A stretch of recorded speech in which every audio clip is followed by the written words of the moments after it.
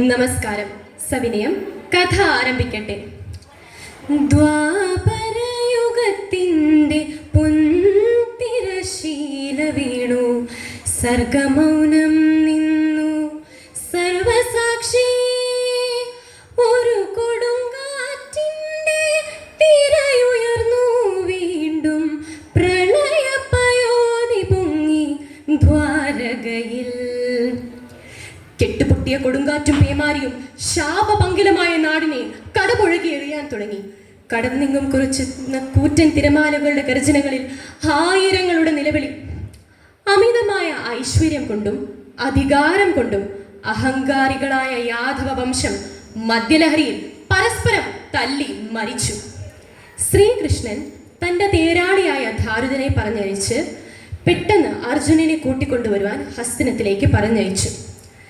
സമയമായി എന്ന് തിരിച്ചറിഞ്ഞ ഭഗവാൻ കെട്ട വാർത്തകൾക്കൊന്നും കാതോർക്കാതെ യമുനാ നദീ തീരത്തെ വടവൃക്ഷ ചുവട്ടിൽ വിശ്രമിക്കുകയായിരുന്നു.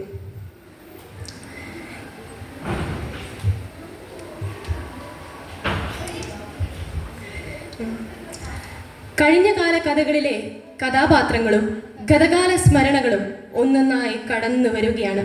പെട്ടെന്നാണ് ഒരമ്പ് ഭഗവാന്റെ പാദത്തിൽ തുളച്ചു കയറി. എങ്ങു നിന്നോ പാഞ്ഞു വന്ന് അമ്പ് പിടിച്ച ഒരു കാട്ടാളൻ അദ്ദേഹത്തിന് മുന്നിൽ വന്നുകൊണ്ട് പറഞ്ഞു, മാപ്പു നൽകൂ മഹാനിധേ, മാപ്പു നൽകൂ ഗുണനിധേ, മൃഗമെന്നു നീനച്ചേ മാധവ, ഹൃദയറിയാതൊരു ദിനചേതേ. പൊറുക്കണം, മാനിൻ്റെ മുഖമെന്ന് നനച്ച് അടിയൻ അറിയാതെ. നിന്നെ ഒന്നും പറയാൻ പറ്റില്ല, കാരണം ഇത് എൻ്റെ വിധിയാണ്, എൻ്റെ മാത്രം വിധി. കഴിഞ്ഞ കാല കഥകളിലെ കഥാപാത്രങ്ങളും ഗതകാല സ്മരണകളും ഒന്നൊന്നായി കടന്നു വരികയാണ്. പെട്ടെന്ന് ധർമ്മശാലിയും ശൂരപരാക്രമിയുമായ കർണൻ മുന്നിൽ വന്ന് പരിഹാസിച്ചിരിച്ചിരിക്കുന്നു.